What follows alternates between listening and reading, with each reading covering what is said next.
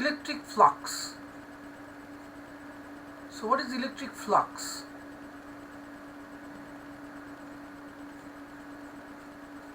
Electric flux is the number of lines. Let's say, let's say you want to know that in a given region we know electric field is present. Now you like to know how is the strength of electric field in this region, whether it's a weak or strong, is it uniform, non-uniform, how is it? If you like to know, if you want to answer such questions, what you can do, you can find out that how many lines of these electric field lines are coming out from a surface. The surface can be imaginary or the surface can be a physical surface also. How many electric field lines are coming out from this surface perpendicularly? Then I can say, if number of field lines are coming more, then I will say the electric field in that region is strong. And if the number of electric field lines is less, the electric field in that region will be less. So to understand this, to understand the strength of an electric field in a region, we use this physical quantity called electric flux. So electric flux is nothing but number of electric field lines, total number of electric field lines, total number of electric field lines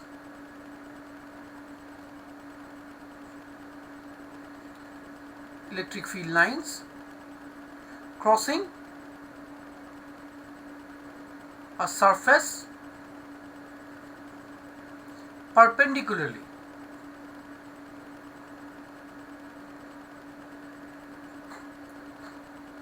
It's called electric flux.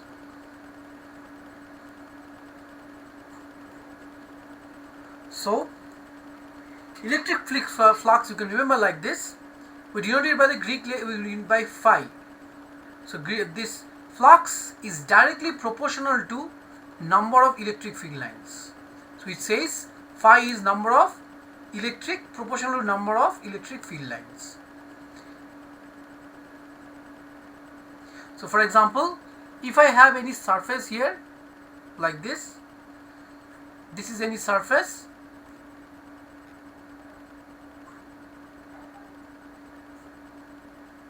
So how many electric field lines? You can see this is the field lines which is coming perpendicularly 1, 2, 3 like this. So if there are 1, 2, 3, 4, 5, 6, 7. So I can see seven lines are coming out from here. So 7 lines are coming out means flux is 7. We can say something like that. So it is based on this we can say whether the electric field in that particular region is uniform, non-uniform, strong or what. We can use this flux to say this.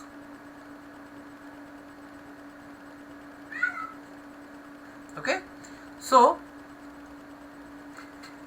mathematically flux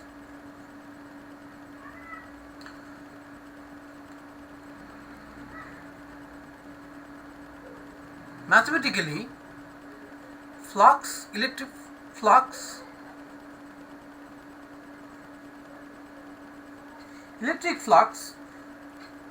through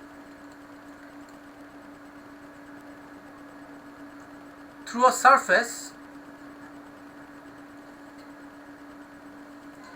is given as phi equals to E A cos theta. What does this mean?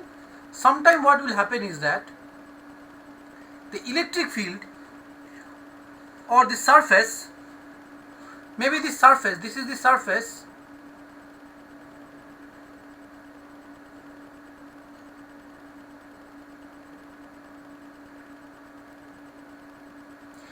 now here I must say one thing. Surface is a vector, area is a vector quantity. How is area vector quantity? Area has two directions. It has front end and it is up top, or you can say front and back. So it has two directions. One is this direction. So this is the, let's say this is the front end, and this is the rear end. So we can say, and we can represent any area as a vector quantity by considering the direction of the area as the that it is, this side is the positive direction and the downward is the negative direction, and the magnitude of this will be the actual area of the surface.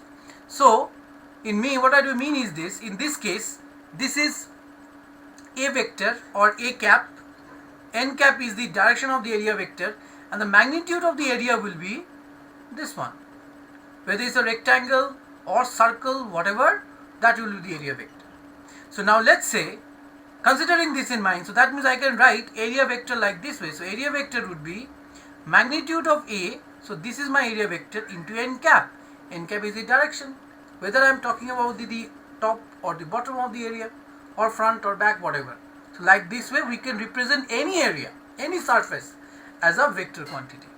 So with this we can now write phi equal to, so we can write phi. So if you look at this picture here, I will take this.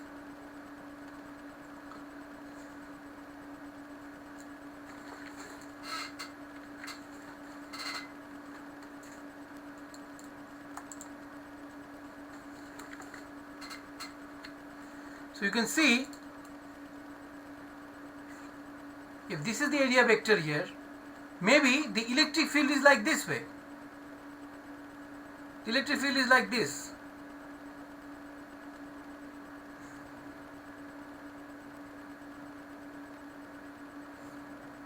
It is making an angle theta. So here is the angle theta between this is the theta. At that time, what is the definition of flux? Flux is total number of electric field lines crossing a surface perpendicularly. So here electric field lines is not crossing the surface perpendicularly. So I must take the component of electric field which is crossing the area perpendicularly. So if this is my E vector, and this is the area vector, then you can see that I can resolve a electric field vector into two components. One will be the cos component, another will be the sine component. So here is this is the E vector, this is E cos theta, and this is E sine theta. Clearly E cos theta and area vector are in the same direction. Therefore we can, so how many? So flux is directly proportional to number of lines. So how many lines is that side? So area into number of electric field lines will be area into electric field, that will be give me a number only. So therefore we can write phi as EA cos theta, that is dot product of, so electric flux is scalar product of electric field and the component, area vector and the component of electric field along the direction of the area vector. So that is electric flux. We can write mathematically as like this: E vector dot A vector is a electric flux. This is electric flux. So what do you think is your SI unit would be?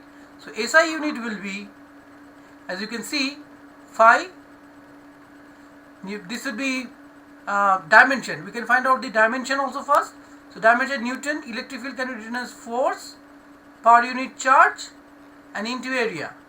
The force is ml t to the power minus 2, area would be L square, and charge would be Coulomb. But Coulomb can be written as ampere into time. Therefore, dimension is m L cube and t to the power minus 3 per ampere. This is the dimension of electric flux. What is this SI unit? So SI unit of electric field flux would be, as you can see from here, SI unit of electric field is Newton per Coulomb, and area is meter square. Therefore, unit of phi will be Newton per coulomb meter square. This is the SI unit of phi. Now, so phi, in short, you must remember, phi tells us how many number of electric field lines is crossing an area perpendicularly.